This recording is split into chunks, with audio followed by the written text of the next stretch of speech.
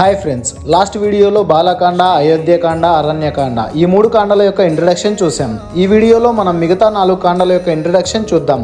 మీరు ఇంకా last episode చూడకుంటే కింద డిస్క్రిప్షన్లో లింక్ ఉంది, వెళ్ళి చూసేయండి. సరే, ఇప్పుడు రెండో ఎపిసోడ్ని స్టార్ట్ చేద్దాం. 4వది కిష్కింద కాండ. రామలక్ష్మణులు శబరిని కలుసుకొని తర్వాత కిష్కిందకు వెళ్తారు. అక్కడ సుగ్రీవుడితో స్నేహం ఏర్పరచుకుంటారు. సుగ్రీవుడు తన అన్న వాలి చేత ఎన్నో ఇబ్బందులు పడి ఉంటాడు. రాముడు వాలిని చంపి సుగ్రీవుణ్ణి రాజుగా చేస్తాడు. హనుమంతుడు మరియు మిగతా వానర సైన్యం మొత్తం సీతాన్వేషణకు బయలుదేరుతారు. 5వది సుందరకాండ. ఈ కాండం మొత్తం హనుమంతుని వీరగాథ. హనుమంతుడు సముద్ర తీరాన నిలబడి తన భుజాలపై రామభక్తి జ్వాలలతో హనుమంతుడు గర్జిస్తాడు. సముద్రపు అలలు సింహం గర్జన విన్నట్లుగా వెనక్కి తగ్గుతాయి. ఒక్క క్షణంలో తన మహాకాయ రూపాన్ని విస్తరించి ఆకాశాన్ని తాకుతాడు. సింహం దూకినట్లు పర్వతాలపై నుండి ఆకాశంలోకి ఎగురుతాడు. వాయువేగం కూడా ఆయన వేగానికి తల వంచింది. ఆకాశంలో మేఘాలు దారి ఇచ్చి తన కోసం స్తోత్రాలు పాడాయి. సముద్ర జలాలు అతని పాదాల కింద ఉప్పొంగి శంఖానాదంలా గర్జించాయి. జై శ్రీరామ్ అని గర్జిస్తూ హనుమంతుడు అగ్నిజ్వాలలా లంకపై విరుచుకుపడ్డాడు. ఆకాశమంతా అతని గర్జనతో కంపించింది.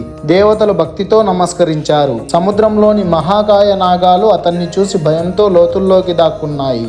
సింధు దేవుడు తానే ఉప్పొంగి హనుమంతుని శౌర్యానికి వందనం చేశాడు. పక్షిరాజ గరుడు కూడా ఆకాశ మార్గంలో అతని వీర వేగానికి ఆశ్చర్యపోయాడు. ప్రతి అడుగులో రామనామమే శక్తిగా మారి అతన్ని ముందుకు నెట్టింది. పర్వత శిఖరాలపై నివసించే ఋషులు అతని గగన విహారాన్ని ఆశ్చర్యంగా వీక్షించారు. సూర్యుడు తన కిరణాలను వెనక్కి మడిచి హనుమంతుని కాంతికి దారి ఇచ్చాడు. గాలిదేవుడు తన కుమారుని కీర్తిని గర్వంగా వీక్షిస్తూ తోడుగా వీస్తున్నాడు.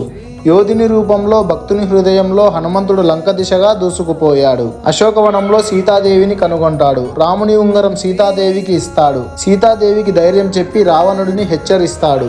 లంకలో తన ప్రతాపం చూపించి రాక్షసులను సంహరించి చివరికి లంకా దహనం చేసి తిరిగి వస్తాడు. 6వది యుద్ధకాండ. రాముడు వానర సైన్యంతో సముద్రం దాటి లంకకు చేరతాడు. విభీషణుడు రావణుణ్ణి విడిచి రాముని శరణు వేడుతాడు. ఘోర యుద్ధం జరుగుతుంది. ఇంద్రజిత్ మరియు కుంభకర్ణుడు వంటి శక్తివంతులైన రాక్షసులు వధించబడతారు. చివరికి రాముడు రావణుణ్ణి సంహరిస్తాడు. సీతాదేవిని విముక్తి చేస్తాడు. ఆమెను అగ్ని పరీక్షలో శుద్ధి చేస్తాడు. తర్వాత అయోధ్యకు తిరిగి వచ్చి శ్రీరామచంద్రుని యొక్క పట్టాభిషేకం జరుగుతుంది. 7వది ఉత్తరకాండ. ప్రజల అనుమానాల కారణంగా రాముడు సీతాదేవిని వాల్మీకి మహర్షి యొక్క ఆశ్రమానికి పంపిస్తాడు. అక్కడ సీతాదేవికి లవకుశలు జన్మిస్తారు. లవకుశలు రామాయణం పాడుతూ రాముని ముందుకు వస్తారు. చివరికి సీతాదేవి భూమిలో లీనమవుతుంది. రాముడు సరికొత్త లోకానికి బయలుదేరుతాడు. ఇదే ఫ్రెండ్స్, మొత్తం రామాయణంలోని 7 కాండల యొక్క ఇంట్రడక్షన్. తర్వాత వచ్చే వీడియోస్ నుంచి మనం రామాయణం కథని పూర్తిగా తెలుసుకుందాం.